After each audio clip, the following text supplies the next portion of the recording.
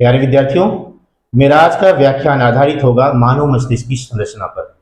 जहां तक मानव मस्तिष्क का प्रश्न है, तो मानव मस्तिष्क केंद्रीय तंत्रिका तंत्र का प्रमुख भाग होता है, जो ऐसे कार्य जिसमें सोचने समझने की जरूरत होती है का नियंत्रण करता है।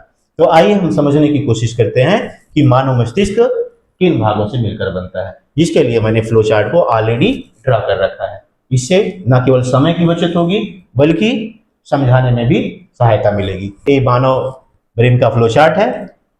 तो मानव मस्तिष्क निम्नलिखित तीन भागों में बटा होता है: अग्र मस्तिष्क अर्थात फोर ब्रेन, मध्य मस्तिष्क अर्थात मिड ब्रेन और पश्च मस्तिष्क अर्थात हाइंड ब्रेन।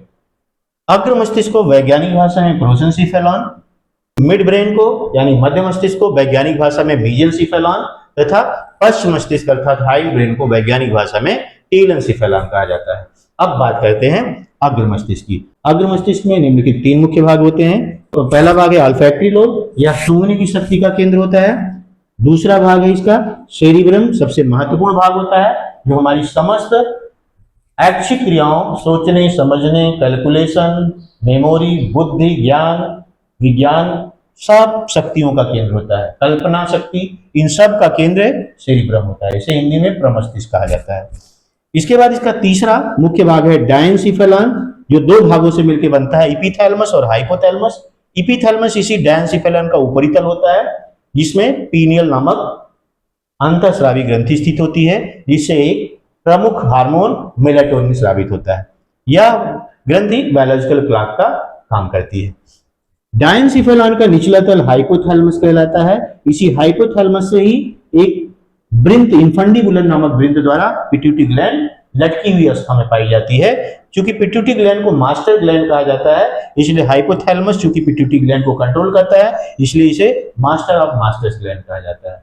हाइपोथैलेमस समस्त अंतःस्रावी ग्रंथियों के नियंत्रण के साथ ही साथ मनोभाव जैसे प्रेम, घृणा, लगाव आदि के साथ ही साथ भूख, प्यास, तापक्रम आदि का भी नियंत्रण करता होता है। यानी इन सभी चीजों का नियंत्रण इसी हाइपोथैलेमस के अधीन होता है।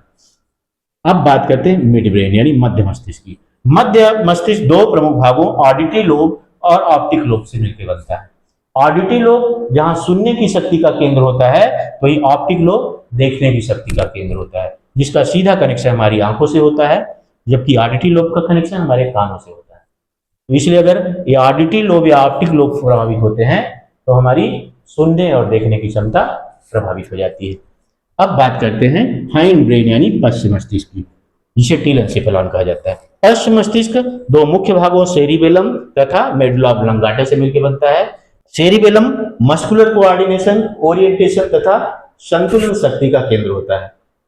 सेरिबेलम में कोई समस्या आने पर व्यक्ति मस्कुलर कोऑर्डिनेशन के साथ ही साथ अपनी बैलेंसिंग पावर को भी खो बैठता है। उदाहरण के लिए एक एल्कोहलिक व्यक्ति, शराबी व्यक्ति में सेरिबेलम और सेरिब्रम दोनों प्रभावित हो जाते हैं, जिसके कारण जहां एक तरफ उसकी मेमोरी लॉस हो जाती है, यानी सोचने समझने की क्षमता समाप्त हो जाती है, तो वहीं अपना वो मस्कुलर कोऑर्डिनेशन और बैलेंसिंग को भी खो देता है, जिसके कारण व्यक्ति लड़खड़ा करके गिरता पड़ता रहता है। दूसरा प्रमुख भाग है इसका मेडुला ऑब्लंगाटा, जो समस्त अनैच्छिक क्रियाओं का नियंत्रण करता है, जैसे हृदय का धड़कना, श्वसन क्रिया, छींक आना, हिचकी आना आदि जैसी समस्त अनैच्छिक क्रियाएं इसी मेडुला ऑब्लंगाटा द्वारा नियंत्रित की जाती है। मेडुला ऑब्लंगाटा का निचला सिरा रस्सी के रूप में परिवर्तित हो जाता है और ये हमारी रीढ़ की हड्डी के अंदर से गुजरता है, जिसे रीढ़ रज्जु यानी स्पाइनल कॉर्ड कहा जाता है। ऐसी घटनाएं जो आकस्मिक प्रवृत्ति की होती हैं, जिसमें देर करने का मतलब बहुत नुकसान हो जाएगा, ऐसी क्रियाओं का नियंत्रण स्पाइनल कॉर्ड के अधीन होता है। इसी मेडुला ऑब्लंगाटा की तरह ही स्पाइनल कॉर्ड भी समस्त अनैच्छिक क्रियाओं का नियंत्रण करती है, क्योंकि वो इसी का पार्ट होती है। तो ये रहा मेरा व्याख्यान इस मानव मस्तिष्क को लेकर के। अपने अगले व्याख्यान में मैं बात करूंगा मानव मस्तिष्क की संरचना की चित्रात्मक प्रस्तुति के बारे में। उसमें मैं चित्र बनाऊंगा और फिर ये जो भागों जिनकी मैंने यहाँ चर्चा की है, इसको मैं चित्र के माध्यम से उनको वहां प्रदर्शित करूंगा और फिर से इन चीजों को समझाऊंगा। इसके द्वारा मस्तिष्क को लेकर के आपके सारे कॉन्सेप्ट क्लियर हो जाएंगे। और मैं समझता हूँ ये लेक्चर भी काफ़ी उपयोगी रहा आपके लिए और इससे आपका कॉन्सेप्ट क्लियर हो गया होगा। धन्यवाद।